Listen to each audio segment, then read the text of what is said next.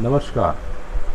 आज के इस वीडियो में teaching of method social science में सब्जेक्ट सिविक्स नागरिक शास्त्र के प्रैक्टिस इन टीचिंग पर हम बात करेंगे। देखिए, मैंने पूर्व के वीडियो में आपसे कहा था कि सोशल साइंस सामाजिक विज्ञान जो एक विषय है वो एक बहुत बड़ा विषय है। उसके अंदर history, geography, economics, political science इत्यादि विषय सम्मिलित किए जाते हैं। शिक्षक नियुक्ति में सामाजिक विज्ञान के विषय के रूप में आपकी नियुक्ति होगी तो सामाजिक विज्ञान में आपके ऑनर्स इनमें से हिस्ट्री हो सकता है और सब्सिडियरी भी हो सकता है। तो अब इसके पूर्व के वीडियो में मैंने आपको हिस्ट्रीज पे बताया था। मैं अभी सिविक्स पे आपको बताऊंगा। बायोलॉजिकल साइंस में जूलॉजी पे आपको मैंने बताया है। केमिकल साइंस में मैंने केमिस्ट्रीज के ऊपर बताया है। फिजिक्स में भी बता रखा है और मैथमेटिक्स भी बताया है। कुछ बच्चे के रिस्पांस आ रहे थे कि टीचिंग ऑफ मेथड सिविक्स के फॉर्मेट पर भी उसकी चर्चाएं हों। देखिए, इसका प्रारूप सारे मेथड के सब्जेक्ट के प्रारूप की तरह ही बेसिक क्राइटेरिया इसका बिल्कुल सेम है। जैसे हम फर्स्ट फ्लोर से सेकंड फ्लोर जाते हैं तो सीढ़ी के माध्यम से जाएंगे। सीढ़ी कॉमन है, यह प्रारूप कॉमन है, लेकिन आगे जा कर के सीढ़ी की जगह पे कहीं आपको लिफ्ट मिलेगा तो लिफ्ट से आप जाएंगे तो वहाँ लिफ्ट कॉमन होगा। तो अभी हम फॉर्मेट की जब बात करते हैं तो सारे जितने भी मेथड्स हैं उन सारे मेथडों का फॉर्मेट सीढ़ी के फॉर्मेट का जैसा है, उससे आप डिनाई नहीं करें। जब आप बीएड से एमएड की ओर, पीएचडी की ओर जाएंगे तो इसके फॉर्मेट बदलते चले जाएंगे। वहाँ जो प्रैक्टिस ऑफ टीचिंग है वो प्रिजर्वेशन ऑफ नॉलेज, कितना नॉलेज है आपके पास, उस नॉलेज से आपने कितना नया नॉलेज जनरेट किया है और जो ट्रांसफ़र करते हैं आप उसमें कितनी बारीकी होती है। तो आज सिविक्स में हम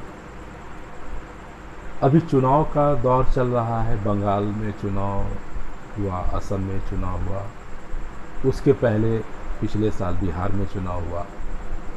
तो सपोज करिए कि आपके सिलेबस में भारत का निर्वाचन आयोग एक विषय है।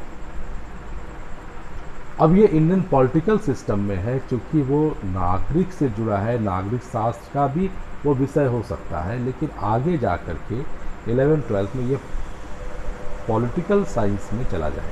लेकिन अभी तो वो सिविक्स के अंदर है। तो आपको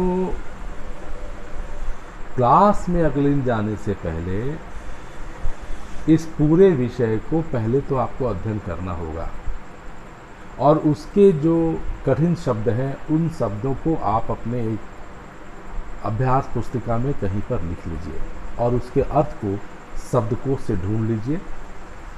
और कोई जगह, जैसे अभी बंगाल में चुनाव हुआ, अब नंदीग्राम का चुनाव जो है वो काफ़ी महत्वपूर्ण था, वो बार बार न्यूज़ में आ रहा था। तो अभी आपको बंगाल का एक मैपिंग, इंडिया का मैप जब आप ब्लैक बोर्ड पे बनाएंगे या आप चार्ट पेपर ले जाएंगे तो वहाँ आप बंगाल का एक मैप बनाइए और बंगाल में कोलकाता में से नंदीग्राम कहाँ है उसको वहाँ लोकेट करिए और लोकेट करने के बाद फिर नंदीग्राम को मैप से अलग करिए और नंदीग्राम में कितना पोलिंग बूथ है उसकी एक सूची बनाइए, कितने कैंडिडेट्स खड़े हुए उसकी सूची बनाइए। तो आप बिल्कुल एक व्यापक तैयारी करिए।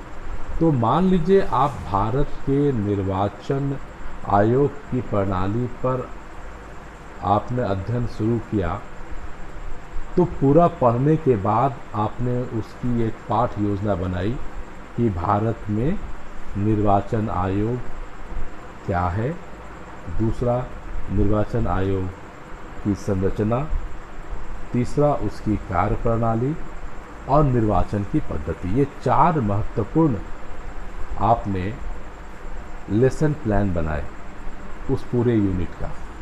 अब पहला जो है भारत में निर्वाचन आयोग, तो निर्वाचन आयोग का इतिहास, पहले मुख्य निर्वाचन पदाधिकारी कौन थे, उनकी एक अनुक्रमिका बना लीजिए। अभी के मुख्य चुनाव अधिकारी कौन है, उनका आप रखिए। पूर्व के निर्वाचन पदाधिकारी के द्वारा किए गए कार्य और वर्तमान के निर्वाचन पदाधिकारी के किए कार्य का तुलनात्मक अध्ययन होना चाहिए, क्योंकि छात्र यहाँ पर क्लास 9th का है या 10th का भी हो सकता है। उसको यह समझ में आ जाना है कि 18 साल जो वोटिंग राइट्स का एज है, अभी टीका भी दिया जा रहा है और 1 मई से 18 और 45 के बीच का वैक्सीनेशन का काम चल रहा है। तो उसको यह मालूम चले कि 18 साल में जो मत के अधिकार के जो राइट्स दिए हैं वो राइट्स कहाँ से आया। तो फिर यहाँ पर आपको फंडामेंटल राइट्स यानी कि इंडियन कॉन्स्टिट्यूशन फिर पढ़ना होगा। तो आप कॉन्स्टिट्यूशंस में इससे जुड़े हुए शब्द कौन है वो आप नोट करिए, और इस तरीके से आप एक सूची बना करके एक लेसन प्लान को कई छोटे छोटे टीचिंग पॉइंट्स में बांटिए। और टीचिंग पॉइंट्स में जब बांटेंगे तो हमेशा आप क्लासरूम में जाने से पहले तैयारी कर लें और अपने साथ चार्ट पेपर ज़रूर रखिए, कुछ मैप, ब्लैंक मैप रखिए। आप अपने साथ मॉडल्स के रूप में उस स्टेट का अगर कोई सूची मिलता है तो उसको भी अपने साथ लेके जाएं। आप बिल्कुल प्रैक्टिकल फॉर्म में बताएं। तो अब हम अगले वीडियो में आपको निर्वाचन से जुड़ी हुई नई बातें हम बताएंगे। तब तक नमस्कार।